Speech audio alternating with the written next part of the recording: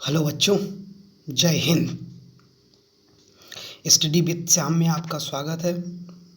जैसा कि अगली क्लास में आपको बताया था कि एनसीईआरटी की क्लासेस चल रही हैं।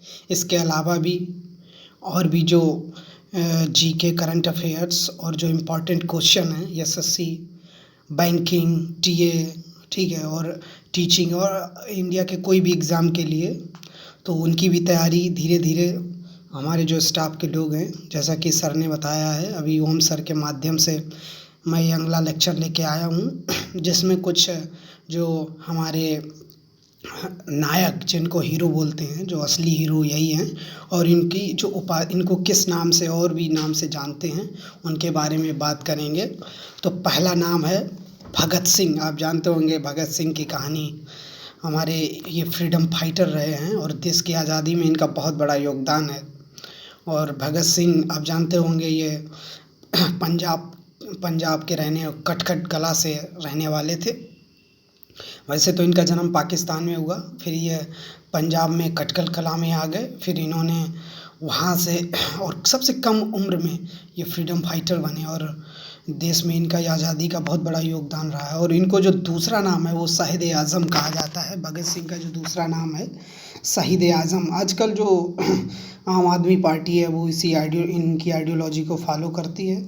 और दूसरा नाम है अब्दुल कलाम। इनको कौन नहीं जानता होगा भला, मिसाइल मैन ऑफ इंडिया कहते हैं, मिसाइल मैन के नाम से इन्हें जानते हैं। इन्होंने इनके जो 5 मिसाइलें हैं, ब्रह्मोस, त्रिशूल, इसके बाद त्रिकंसु, और इसके बाद 2 और मिसाइलें हैं जो कि अभी हमको कंफर्म नहीं है। और इन्होंने डीआरडीओ में भी काम किया है, इसरो में भी काम किया है, इंडियन स्पेस रिसर्च ऑर्गेनाइजेशंस, ठीक है। और ये भारत के 11वें राष्ट्रपति भी रहे हैं। ये 11वें राष्ट्रपति रहे हैं। 2002 से 2007 तक के ये राष्ट्रपति रहे हैं।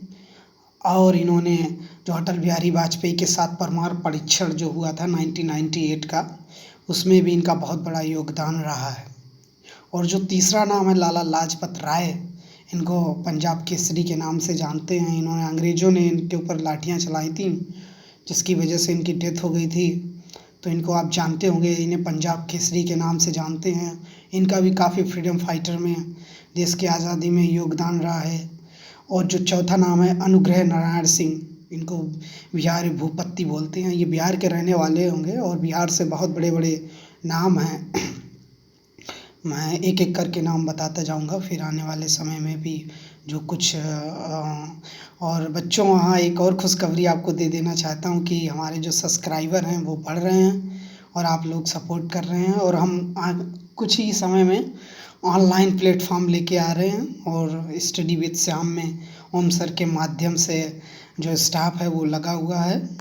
और फिर इसके बाद आप लोग सब्सक्राइब और लाइक और शेयर ज़रूर करते रहे, जिससे कि हम लोगों का उत्साह बढ़ता रहे। और जो चौथा नाम है लाल बहादुर, 5वां नाम है लाल बहादुर शास्त्री। इनको शांति पुरुष कहते हैं। आपने देखा होगा हल्के सी टोपी लगाए रहते थे ये, और बहुत कम बोलते थे। तो 1965 आप जानते होंगे, जो पाकिस्तान के साथ युद्ध हुआ तो उस टाइम ये प्रधानमंत्री थे देश के।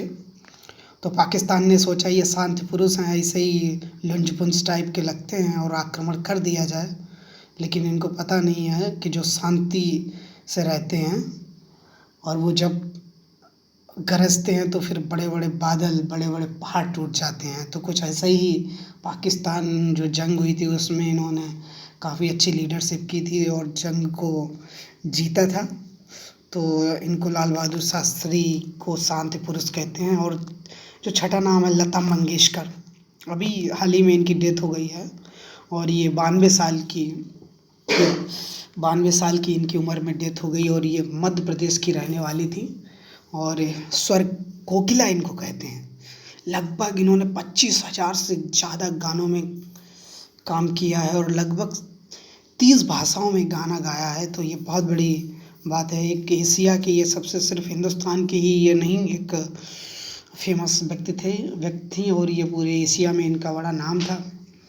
फिर अगला जो क्वेश्चन है मेजर ध्यानचंद, इनको हॉकी का जादूगर कहते हैं। आप जानते होंगे जब जर्मनी में ओलंपिक हो रहा था तो मेजर ध्यानचंद जो थे तो जो हिटलर था उसने जब इनको देखा कि एक बंदे ने सटासट गोल जब दागे और टीम को जीत के ले गया, तो उसने ऑफ़र दिया कि आप मेरी टीम की तरफ से खेलें। तो उसी टाइम ये मेजर ध्यानचंद ने कहा नहीं कि मैं अपने देश की तरफ से खेलूँगा, और इनको हॉकी के जादूगर कहा जाता है। इंडिया में इनके नाम से बहुत से बड़े बड़े ग्राउंड होंगे और काफ़ी बड़ा योगदान। और अगला नाम है Dadabhai Naoroji, the grand old man of India के नाम से जानते हैं दादा भाई नौरोजी को। इनका भी ये फ्रीडम फाइटर थे, और इन्होंने भी रविन्द्रनाथ टैगोर आप जानते होंगे, इनको नोबेल भी मिला है 1913 में शांति के क्षेत्र में। इन्होंने बड़ी भारत का राष्ट्रीय गान लिखा है, बांग्लादेश का भी राष्ट्रीय गान लिखा है, और इन्होंने एक पोइट थे, कवि थे, और इन्होंने अच्छे नॉवेल्स लिखे हैं। और जो अगला नाम है महात्मा गांधी, इनको कौन नहीं जानता होगा। महात्मा गांधी, इनको राष्ट्रपिता कहते हैं। और राष्ट्रपिता महात्मा गांधी का देश में बहुत बड़ा योगदान है।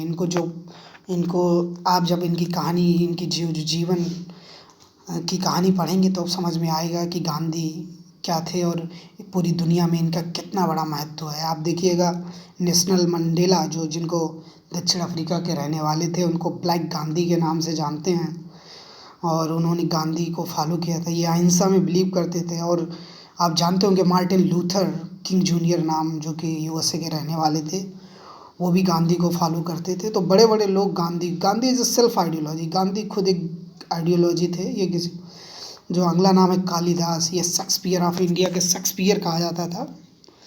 ह्यूमन शेक्सपियर की कहानियाँ एक बुक आती, बहुत अच्छी बुक है, इसको कभी पढ़ना आप लोगों को टाइम मिले। और जो अगला नाम है चंद्रशेखर, आप जानते होंगे, यंग तुर्क नाम से इन्हें जानते थे इंडिया में, यंग तुर्क। ये भी फ्रीडम फाइटर थे। कम उम्र में ही इन्होंने बंदूक के हथियार उठा लिए, अंग्रेज़ों के खिलाफ चढ़ कर सामना किया था। अमीर खुसरो, आप जानते होंगे अमीर खुसरो, ये तोता ही हिंद बोलते थे। अमीर खुसरो बहुत ही अच्छे, ये एक इनकी ये गायक थे, और इनकी आवाज़ में कुछ रहा होगा, इसीलिए इनको तोता ही हिंद कहते हैं।